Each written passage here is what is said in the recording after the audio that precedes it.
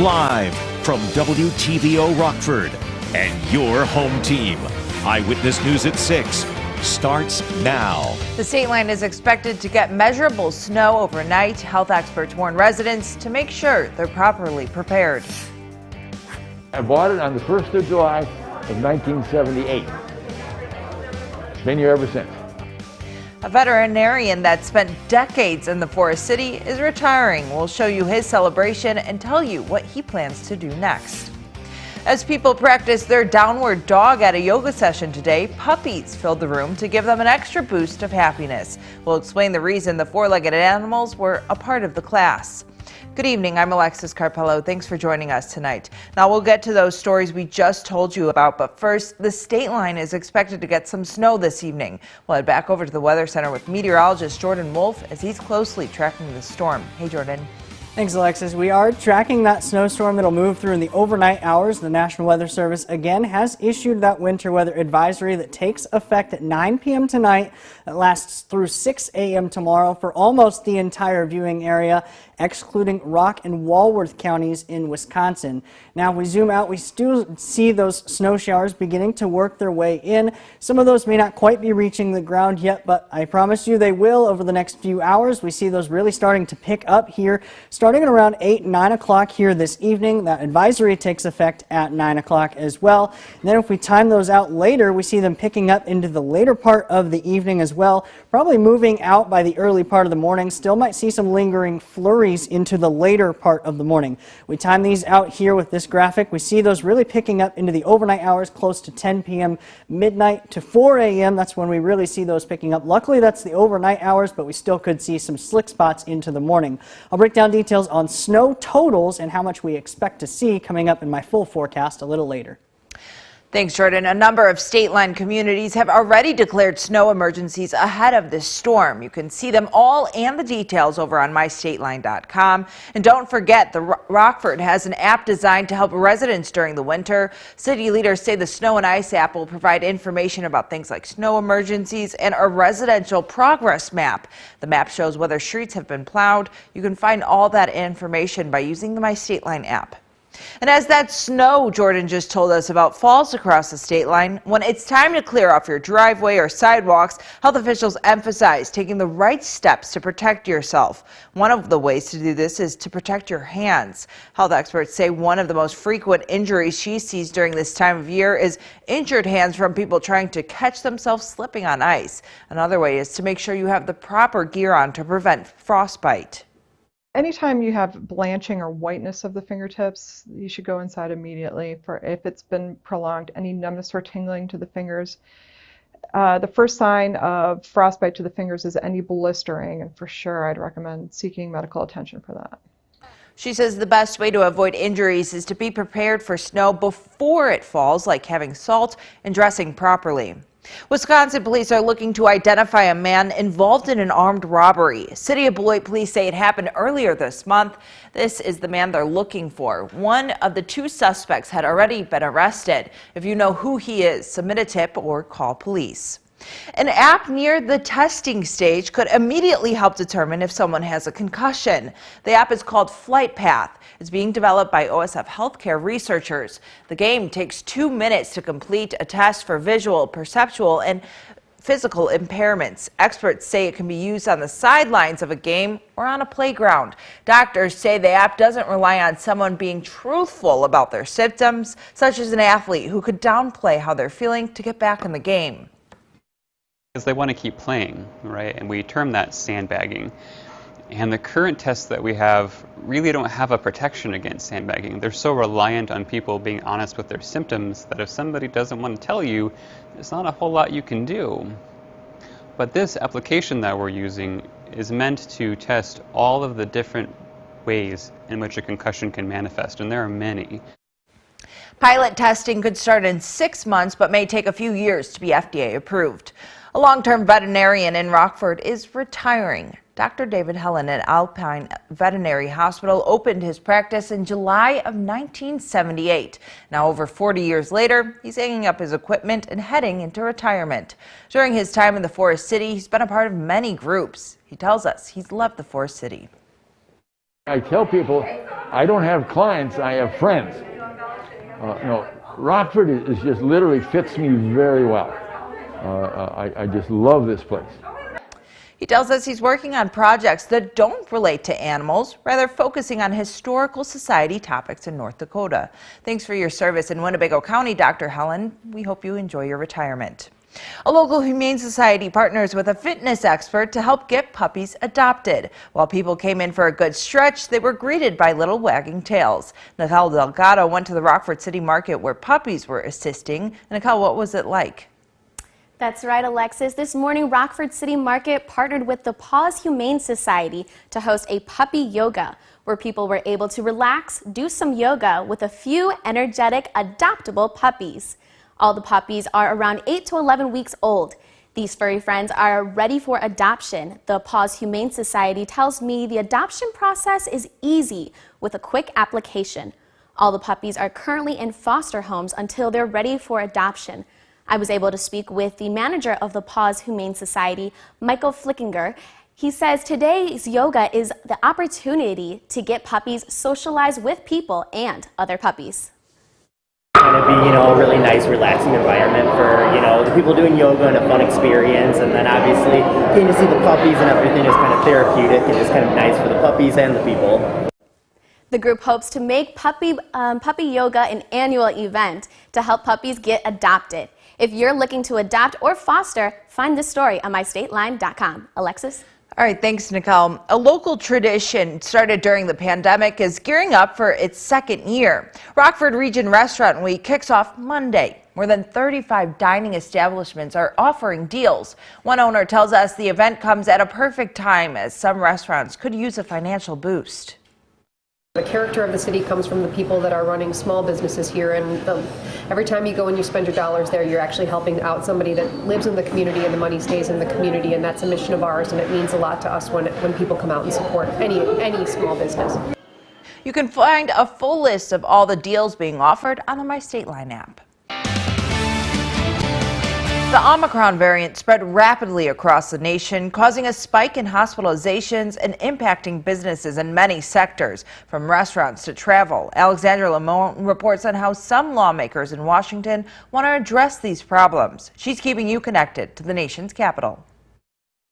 Lawmakers are discussing the possibility of another round of pandemic relief. We always keep an eye on what needs to be done to meet the kitchen table needs of the American people. Some ideas include more help for small businesses and a new push for paid leave because of the ongoing pandemic. There could be specific areas where more resources are needed, particularly on things that are specifically COVID related. Gene Sperling, a senior advisor to President Biden, is unsure more federal aid is necessary. White House economic advisors tell me the $1.9 trillion American Rescue Plan that Democrats approved last year was meant to deal with both immediate and long-term needs. The things like the variants that are creating lingering challenges. As a result, state and local governments continue to have resources to help keep our schools open, to help bring back workers. And Senator Ron Wyden says the Biden administration is already providing more help. With respect to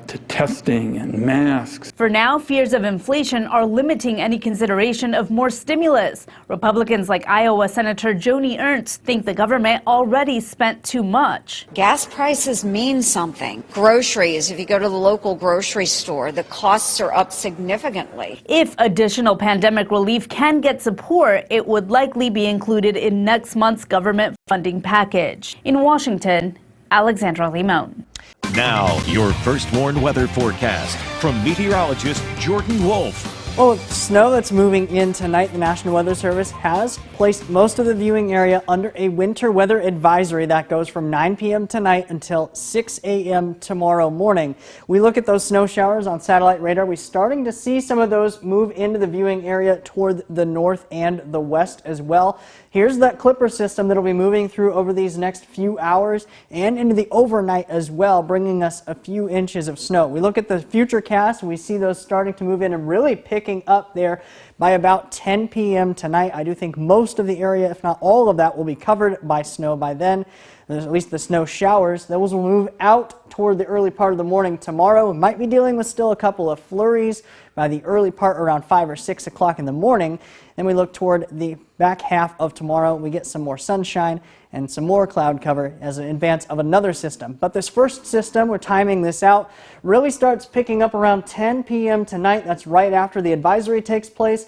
Toward midnight and the few hours leading after that, that's when we really see those snowfall rates could be up to an inch per hour, lowering visibility and covering our roads pretty quickly as well. This will be light and fluffy snow, so we'll be blowing and drifting across the roadways as well. Then we'll taper off toward the later part, toward 6, 8 o'clock in the morning.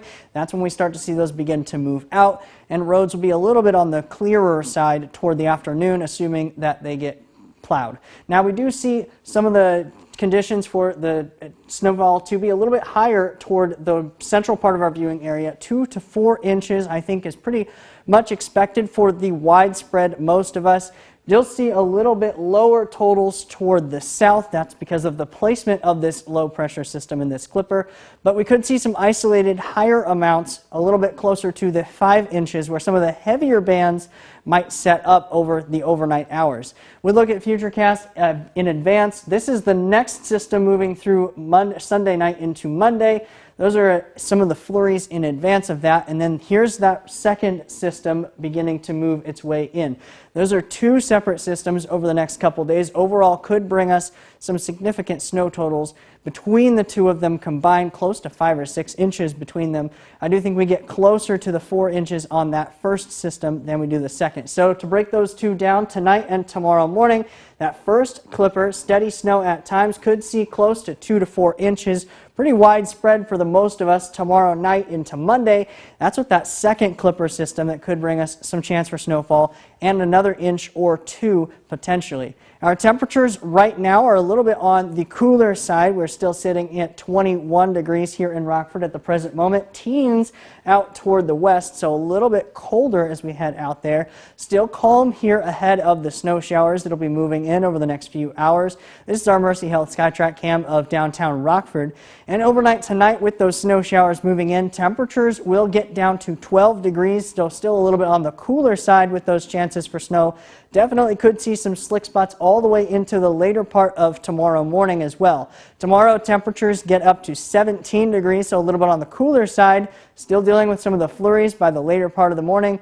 And then that second system works its way into the evening with some PM sun kind of in between those two. And then looking beyond these both snow systems, we do see that cold really return toward the middle part of the week as we get temperatures back into single digits and even below zero for our overnight lows. So we look at our 7-day forecast. We see those chances for snow tomorrow and Monday as well, with a little bit warmer temperatures there on Monday.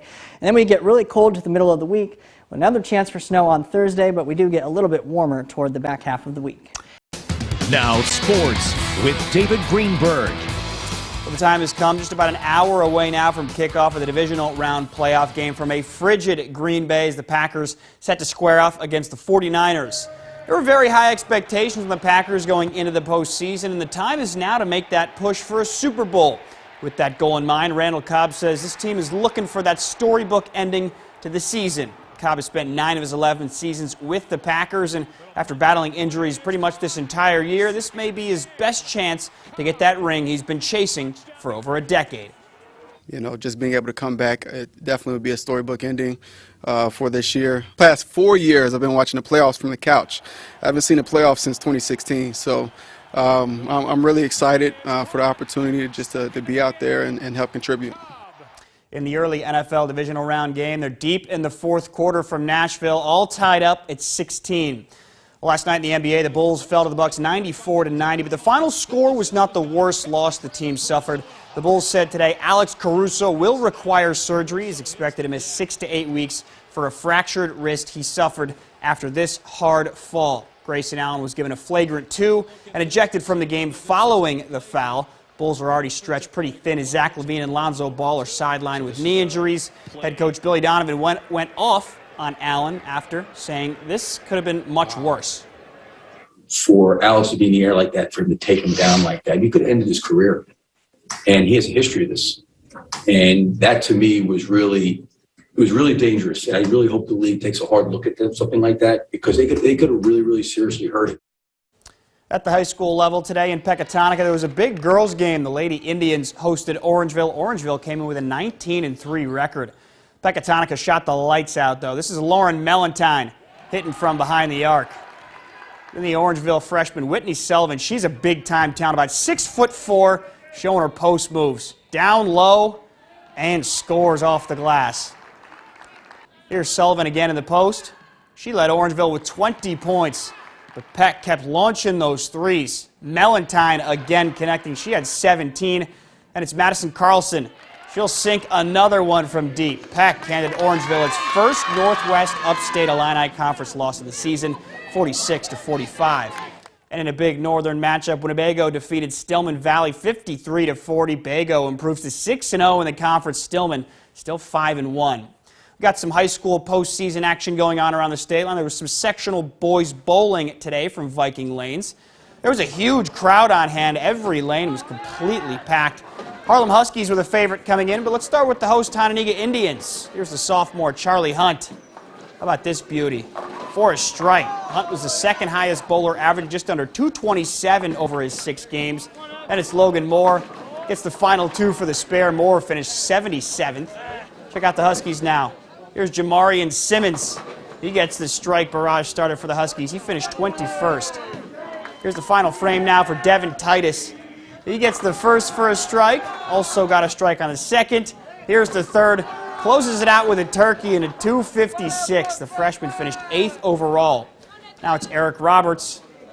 He knocks down all 10 here and poses. Finished 3rd overall. Harlem had 4 bowlers finish top 25 individually. The Huskies secure the sectional championship. This is how the team leaderboard stacked up. It was a great day for Nick 10 teams. Harlem finished the top, followed by Belvedere North, Freeport, Cononiga in 4th, Huntley in 5th, and also advancing to state South Elgin.